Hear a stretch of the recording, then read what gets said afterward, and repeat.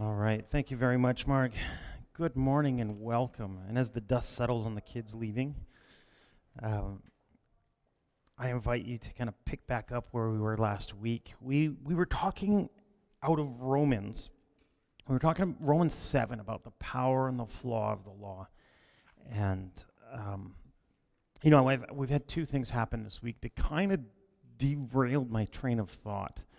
One was a protest. And the other was a conversation with my daughter last night. And it both kind of threw my premise out the window a little bit, which is fine. I think there's a good reason for that. But last week, let's just recap. As we're reading through Romans chapter 7, two things that were very evident from the first part of chapter 7 was that Paul's argument was that the power of the law is that it reveals truth and righteousness. It reveals what the truth, like what is real, what is true, what is trustworthy, about the truth of what is the law. Its power is that it helps us know moral certainty, but it also helps us walk in that. So that's the power of the law. Unfortunately, what happens, though, is that the flaw of the law is that it tends to provoke dishonesty in us. And it's not the law that provokes a dishonesty, it's what we do with it. So how we use the law, how we live the law, how we function under the law provokes dishonesty. And it provokes sin because it names what sin is, the truth portion, and righteousness, but then we can't do it. And so when we then kind of segued a little bit into this talk about how sin warps God's will. And we talked about that sin really only has the power to corrupt what is already there. Sin never creates anything. And so we talk about how sin breaks God's will in the wrong timing or in the wrong manner. That's it. Sin can't create a clever way of making money, scoring a goal. It just doesn't work. It warps it in either not God's timing or not in God's manner. Okay, so that was last week. This week, Paul continues his argument about what is in me. Why this internal struggle? And the premise I had was that how is it that Paul can say, I am the chief of all sinners? How is it that Paul can open with Romans and say, oh, I'm such a mess that this is what I want to do and I can't do it? And I've always kind of held it in my head that this is a function of spiritual maturity. That the more you know yourself and the further you walk with Christ, just like the power of the law, it does its power. You can admit the truth. And you can admit the truth more and more internally the longer you go on with Jesus. And so the more mature you are in Christ, the more you know what sin is. People that sin all the time don't have a sense of what sin is. They're detached from it. They're detached from God's truth. They're detached from the law. And because of that, they don't know what truth is. They don't know what righteousness is. And so if you're a mature believer, then you're actually the person that knows the best what the law says. You know the best of what the truth is. You know the best of what righteousness is. I mean, that makes sense, doesn't it? Except last night, my 11-year-old daughter comes up to me, and I got her permission for this one, just in case you were wondering. She comes up to me last night. She said, Daddy, I can't sleep. I'm like, oh, what's going on, honey? I was just telling my wife that I was feeling good about where the sermon was at, and I'm looking forward to preaching it tomorrow. And she says, now keep in mind, she knows nothing about what I was going to preach. She goes, Daddy, I can't sleep. I'm like, well, what's going on, honey? She goes, well, sometimes I don't think I do the right thing. I'm like, okay, well, that's fine. You're learning about yourself. Sure, okay. Tell me a little more about it. Well, sometimes when I fight, or I hoard the Lego, or I don't share, or I go, honey, what is it? What's bothering you? She goes, well, I want to do the right thing, but I can't do it. I try to be kind, but then I just don't. And it bugs me because I can hear it. I know God tells me to do the right thing. I know what Bible tells me to do the right thing, and you tell me to do the right thing, and I know what the right thing is, and I just don't do it. And I try, and I want to, but I can't. And it's like there's something poking me to not do it, and I don't know what to do. And I was like, oh my gosh. Okay, well, there goes my premise. It's not and I realized that it's not about maturity, knowing yourself. It's about spiritual awakeness. Like it's the extent about which Christ is in you. Spiritual insight. It's where Christ opens your eyes to what the law can do and what it can fail to do.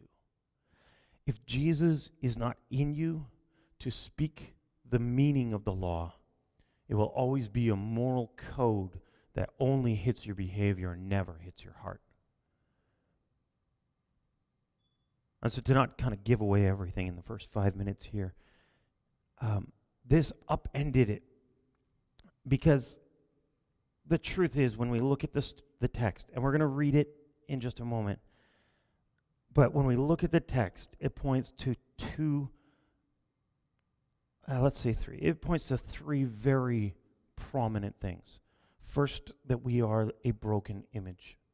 We are broken in our body. The second thing it points to is that we are broken in our mind.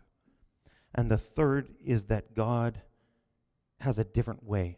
That in the midst of this state of being both a victim of the law and a perpetrator of the brokenness, God had a different plan. So let's open the Word. Heavenly Father, help us to hear your word and your message to us as we speak and hear and read and write today. Amen. So Romans chapter 7, if you have your Bible, if you have a different version, that's totally fine. I'm reading from the ESV. Romans 7, verses 13 through 25. There is absolutely fabulous apps on your smartphone. I'm a big fan of pen and paper because I can take notes and highlight and copy. I'm kind of old school that way. But the digital is just so accessible. And you can carry it anywhere. You can switch versions, right? So let's read. Romans 7, 13 to 25. Did that which is good then bring me death? By no means. It was sin. Sin producing death in me through what's good, in order that sin might be shown to be sin, and through the commandment might become sinful beyond measure. For we know that this law is spiritual, but I'm of the flesh, sold under sin, for I don't understand my own actions. For I don't do what I want, I do the very thing I hate. Now if I do what I do not want, I agree with the law. I'm a sinner. That it is good. That it is good. So now it is no longer I who do it, but sin that dwells in me. For I know that nothing good dwells in me, that is in my flesh. For I have the desire to do what is right, but not the ability to carry it out. For I did not do the good I want, but the evil I don't want. That's what I keep doing. Now, if I do what I do not want, it's no longer I who do it, but the sin that dwells within me. So I find it to be a law that when I want to do right, evil lies close at hand. For I delight in the law of God, in my inmost being, but I see in my body another law waging war against the law of my mind and making me captive to the law of sin that dwells in my members. Oh, wretched man that I am. Who will deliver me from this body of death? Thanks be to God through our Lord Jesus Christ. So then I myself serve the law of God with my mind, but with my flesh I serve the law. So there's a couple of real fun words in there that really kind of, even as I read through this in this version, really jumps out at me. As we talk about relating to the law, off the top, For we know that the law is spiritual, but I am of the flesh, sold under sin. I didn't have the verse marked here, which verse it is. One is that I am the broken image of God, the imago Dei. I'm fractured, the broken image. Now, really interestingly, we know that the law is spiritual, but I am of the flesh. The Greek in this kind of pokes it a little differently. It suggests that the law is of the Spirit, but I am of the flesh. It draws a sharp distinction that the function of the law given, the purpose of the law was to be of the Spirit, was to nurture us in the ways of the Spirit. It's meant to nurture us in the ways of walking in accordance with God's love, will, direction. That sounds a lot different than a moral code. But Paul says, but I am of the sarx, I am of the flesh. That's where we get our word sarcasm, by the way. Sarcasm, sarx. But I am fleshy. He goes, like, you know what I do with the law. We all know what I do with the law, he says. Sold under sin. I use the law for bad things, for justifying sin, for pointing out other people's sin, for doing wrong. And so Paul says, we know that the law is meant to bring us closer to God, and we use it as a weapon to drive people away from us, to make ourselves look better. We get higher the more we push them down, is what Paul says. But there's another way of talking about it that I want to introduce. Because in our war against sin, it's going to be a lifelong war. You're going to have battles that you win and lose, but the amazing, amazing story is that the war was never yours to win. Yours is the battles to fight. His was the war to win. And win it, he has. And so this Paul's recognition here, if I were to reword this same passage, Eugene Peterson did it in the Message. I've kind of done something similar. So if it kind of hits it. So I'm going to reread this same passage with a bit of a different spin. Yes, I'm full of myself. After all, I've spent a long time in the prison school of sin. And here's what I don't get. I decide one way and then act another. And not any other. The stuff that makes me sick to my stomach because I can't figure out what's best and do it. I clearly need God's commandment. I clearly need the truth of his commandment. But I need more than letters on a page. If between the law, given truth, and the power of sin to warp it and me, I obviously need help. I mean, I don't have what it takes. I can will it, I can want it, but can I do it? I decide to do good, but I don't really do it. I kind of half do it. I do it enough to impress people. And even then, I fail. I decide not to do bad, and guess where I end up? Doing bad. Something's wrong with me. I mean, it's almost predictable. I've tried everything. Nothing helps. Man, is there anybody out there who can help me? Well, yes. Yes, there is. Jesus. He set things right between us and then invited me to join him. So in a way, all I got to do is walk enough with him to start setting things right the way he did. And I hope the gravity of Jesus, the pull of Jesus, is stronger than the pull of sin. But at the end of the day, I know he wins that war. That tug of war is already lost by the enemy. I'm in good hands.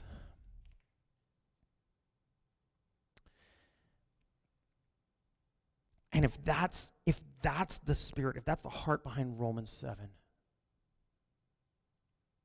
there is a brokenness that's not just about our moral behavior. The brokenness comes back to our mind. And I think if we reorient our thinking, it really helps us benefit to understand the text a little more deeply. So I'm going to introduce you to the concept of, I don't know who's heard of this concept, bounded set. and centered set. Who's heard of that concept before?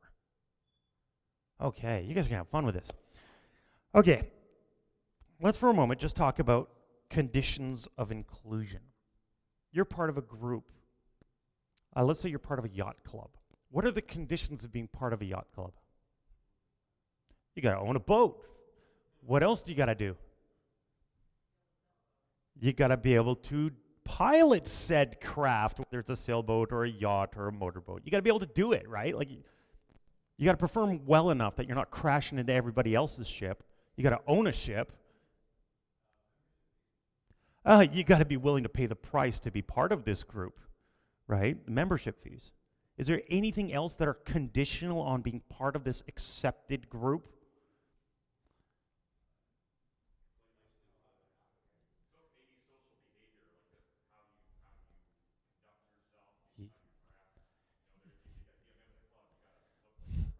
Yeah, there are also the unwritten rules about, you own the boat, you know how to pilot it, you know how to do safety, you know how to play nice with others, you can pay your membership fees, but there's some subtle conditions of inclusion. Yeah, it is. So that's what we're talking about when we talk about bounded set. Sorry, did you have one as well? You have to be accepted by the people inside the club already. Even if you got everything else in order, even if you got all your other ducks in a row, if the people inside don't recognize that you've got what it takes, you're not included. And so it's this concept of bounded set. Here's the rules. Here's the ring. As long as you're inside that circle, you're good. If you're outside the circle, you're not good. So in a religious sense, a lot of people use the Ten Commandments as the ring. They're the conditions of inclusion. If you follow the commandments, you're in. If you don't, you're out. Now, in churches, there's more subtleties, like he mentioned, where there are other conditions of inclusion. Talking a certain language, Captain, right? If you don't know the lingo or you don't know the right way of dressing or acting or moving, all of a sudden you may find yourself outside, even though everything else is in order. And so it's a bounded set. Now, the benefit to this is it's very clear. There is clarity if you're in or out. And if you're in the in crowd, good. If you're in the out crowd, not so good. And that's just the way it is. And the conditions of approval, the conditions of crossing that boundary line is compliance, moral, behavioral compliance. So in a sense, it's a very functional way of helping people do good to meet the requirements, right? You notice that bounded set is entirely about behavior. It's about a predetermined list that if you check it off, you're good, right? Okay, so that's bounded set. And the problem is with the law, when we use the law, we tend towards this. The other one is called centered set. The centered set is this entire concept of, look, I don't care where you stand. Let's talk about where you're moving. Let's talk about where are you heading? Because it allows you to have the freedom to go, look, I don't have to agree with you.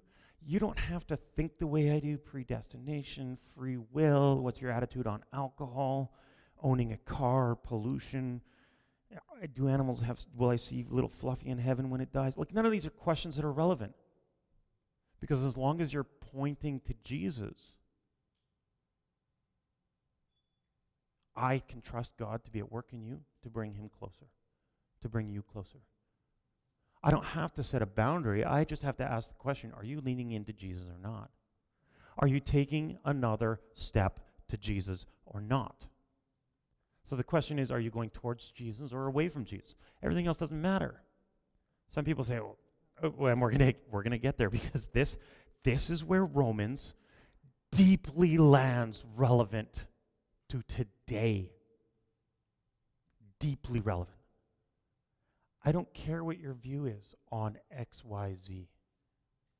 Are you leaning into Jesus? If you are, you're part of my people. I don't have to agree with you.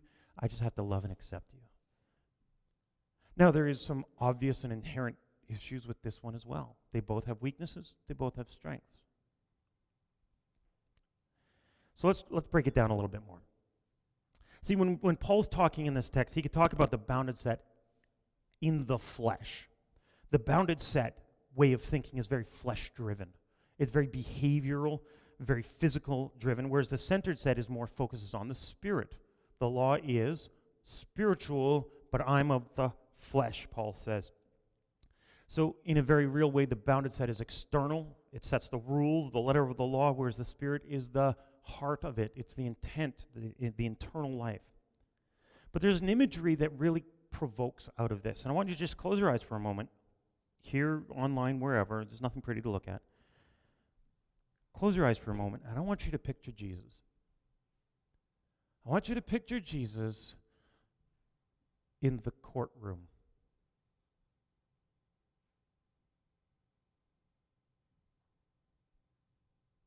Is he the judge? Is he the plaintiff? Is he the defendant? Is he the jury?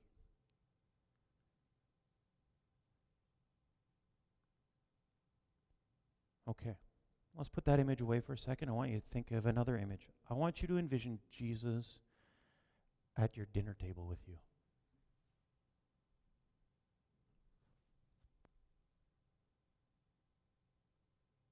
Is he the guest? The host? Is he the friend? Are you eating? Are you playing games? Are you having a coffee?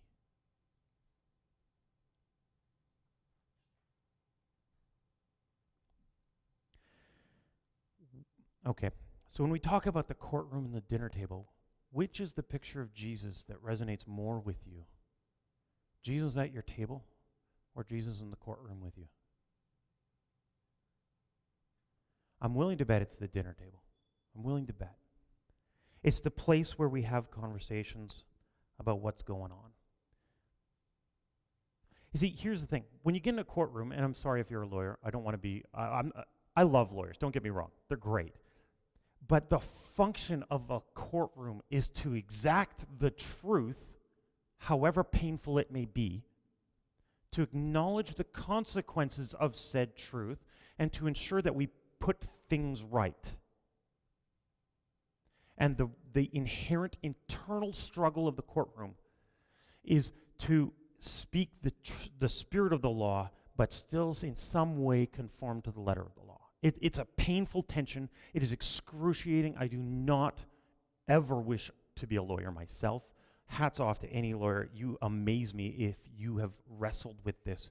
You understand the heart of Romans 7 deeply because you try to bring the truth and try to do it in a humane, kind way. But the reality is that we humans, we tend to courtroom thinking.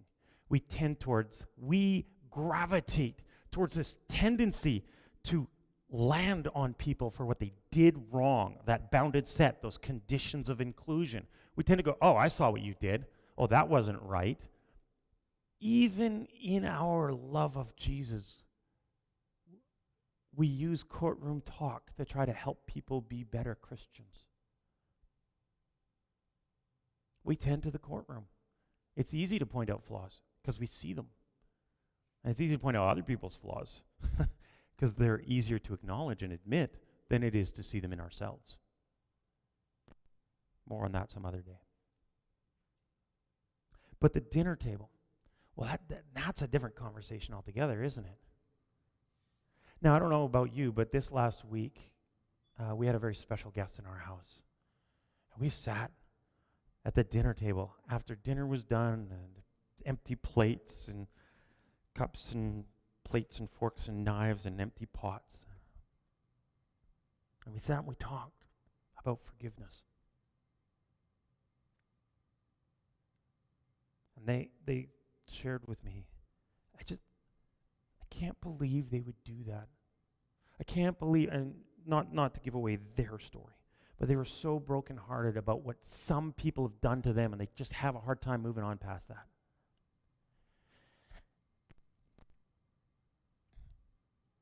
And it was one of those Jesus moments sitting at the table where I could have landed on them. I could have courtroomed them, right? I could have courtroomed that person where, like, Jesus says forgiveness, and if you can't forgive, so easy to go there. And it's easy because we want to put those conditions, like that's what a good Christian does. You better forgive, right? But then I'm like, oh, what am I doing?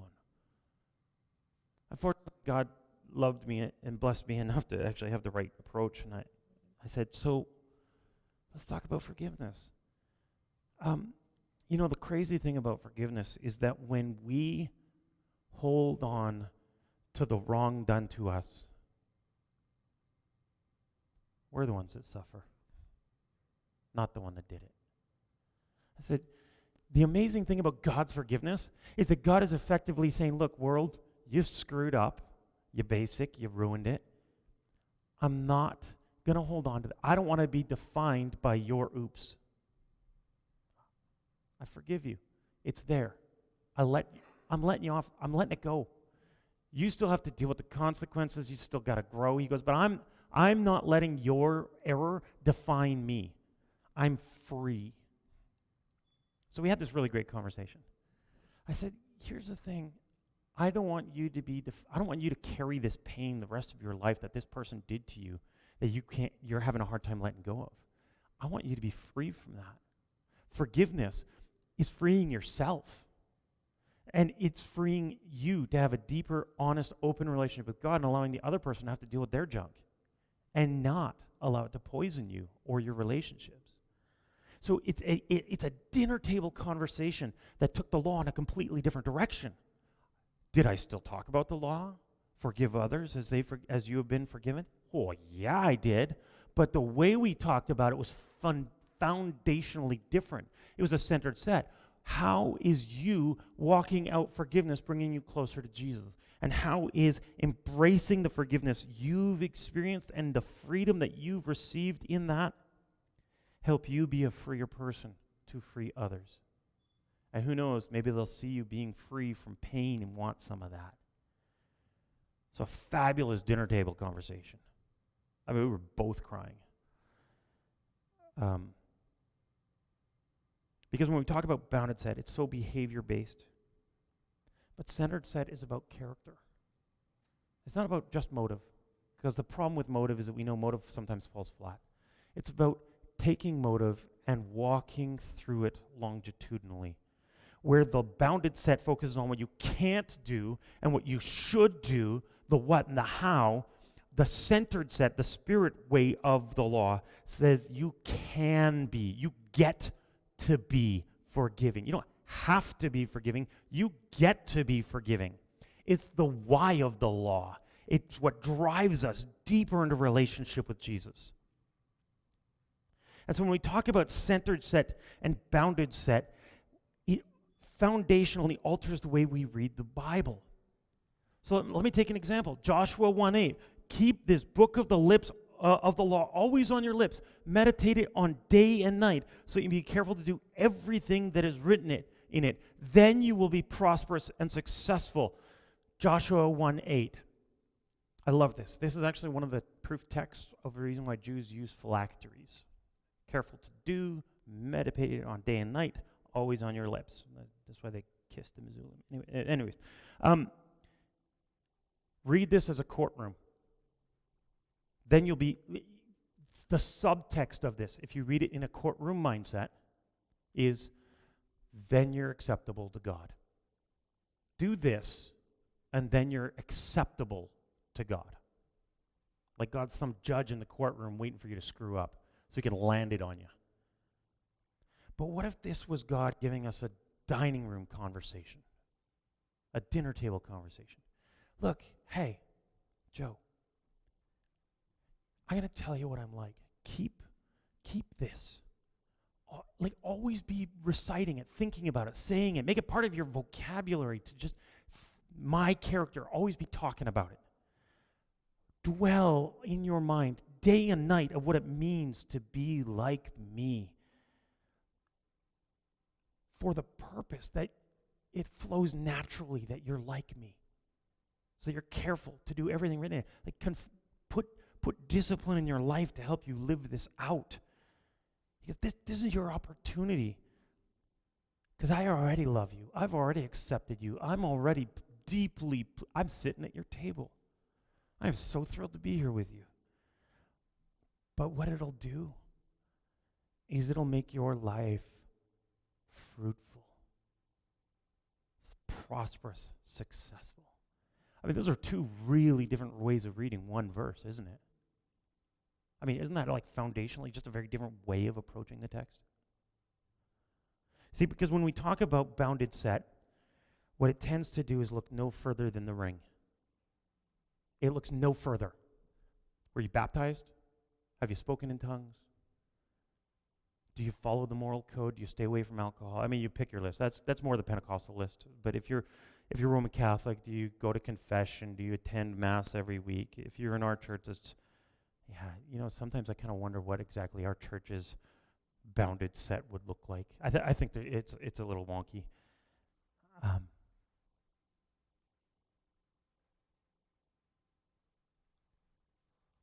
Are you leaning into Jesus? Are you finding Jesus close at hand? Because the truth is, all the sin in me wants to be a bounded set mind and a bounded set life. But Jesus wants me to be more centered. He wants me to come to him and bring others to him. And if I see someone I disagree with, that I can bring them to him. And I don't have to judge them and the things that they do and say that I disagree with, that I don't like. I can choose how I want to act in alignment with who Jesus is to me, and I can be kind enough to help them just take their next step, whatever that may be. It doesn't have to be my step. It's got to be theirs.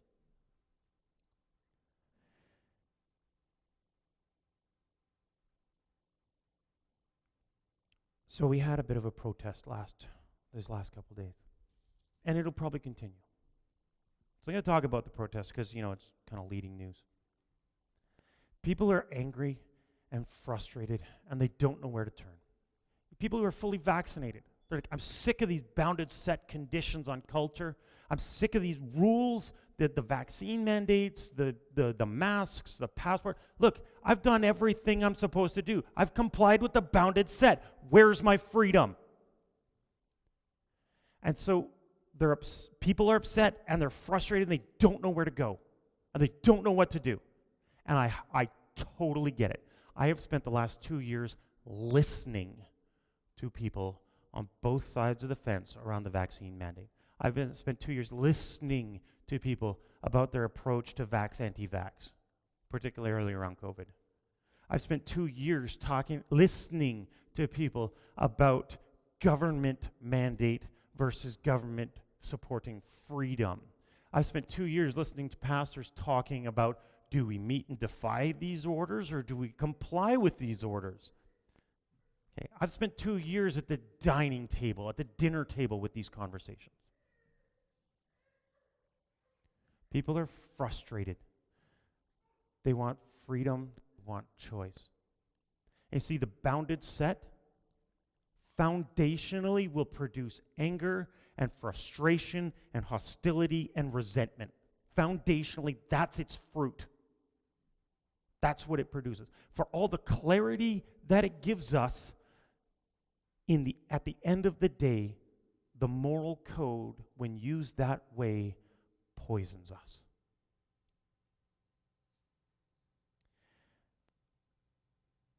And the problem is people are protesting. And so instead of I had people like, oh, they should just get the cops out and lock them up. We should make everyone, just line everybody up and make them get the vaccine. Just line them up, form squads with vaccines that wander the streets and just are you vaccinated? Show me your passport. You don't have a passport, here's your jab. Like crazy. And I'm like, wow, that's just a couple steps from the Gestapo, but okay. Because here's the thing. That we disagree is not a problem. I don't care if you disagree with me. In fact, I kind of like that. You know why? Because centered set, if you disagree with me, you might actually poke me to get closer to Jesus. That's a good thing. I'll take it. And vice versa, by the way. Come sit at my dining table, my dinner table with me. The conversations we have will probably poke me because I like to be poked, but I can almost guarantee that you might feel a little bit of a poke too, because I want us to feel that draw closer to Jesus. But you see, here's the thing. When you are a bounded set, when you are a rule-based person, you're only a few steps away from persecution. You're only a few steps away from conditions of exclusion and rules that make people your enemy.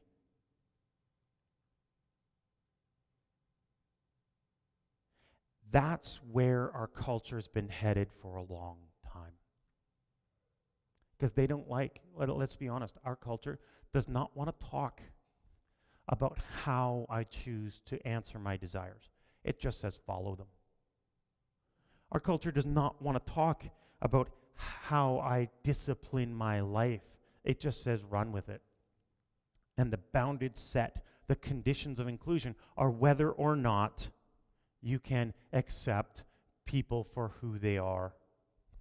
My freedoms. And so what's happened now with Canada's government being very heavy-handed about how they handle this. We've had some of the longest lockdowns in the world of any country. What you've resulted in is a population that at the depth of these bounded set conditions, these mandates around vaccine and access and movement, people that are vaccinated are done. They're like, I'm out. Give me some freedom. Freedom or death, right? And so the protest, I get it. I know why the protest is happening. And I deeply, on one hand, feel support for them. And on the other hand, there might be better ways to disagree. I mean, peaceful protest, yes, do it. Definitely peaceful protest. But violence is never the answer. You're never going to get through to anybody that way. In fact, all you're going to do is polarize the positions. And so when we talk about how to respond to this protest, I think the only thing we really legitimately can do is to love them, have conversations with them that helps them feel heard, and to recognize that their position for them inside the circle is not all that there is. There might be something better outside. But again, that's not easy to do. Have that dining room conversation, I would say. Because here's where it lands us. Paul says in Romans, so I find it to be a law that when I want to do right, evil lies close at hand. It's right there. Right? And the principle behind this is that whenever you choose to step towards God, sin will always step to counter it. Okay, I got to rephrase that because religious talk, right? In the centered set picture, whenever you try to move towards God, sin has a gravity to draw you towards a bounded set mind and to try to help draw you away from God. Sin's actively trying to counter the work of God in your life. Whenever you take a step towards God, there is always the push in the other direction, either towards a bounded set mind or towards an offensive thing about the person across from you that's coming towards Jesus. You're on the other side. Take the step anyways. It'll hurt, but it's worth it. Because the painful truth that I want to end with is as much as we are victims of the bounded set, we're also perpetrators of it. Unwittingly, we are accomplices to sin. Unwittingly, unwillingly. Because the truth is, this courtroom mindset, this bounded set goes back. It goes back to the fall. Then you shall know right from wrong. Not in omniscience, knowing all things, but because you think that you have the place to choose what's right and wrong and push that on other people. It's pride. I get to decide. And so I get to hate the people that are outside the circle that I decided where the circle is. That's our brokenness. The truth is I tend to that. I have to fight it. I have to take that step. I have to choose the dinner table. And so my challenge to you this week, whether it's on the phone or an email, is to ask yourself, how can I transform this conversation into a dining room conversation, a cup of coffee with a friend, instead of a courtroom interrogation with someone that I don't agree with. That's the particular challenge, because the truth is that Jesus began that journey with you that same way. Come and sit, take of my cup, eat of my bread, that we might be united. And as always, go in grace.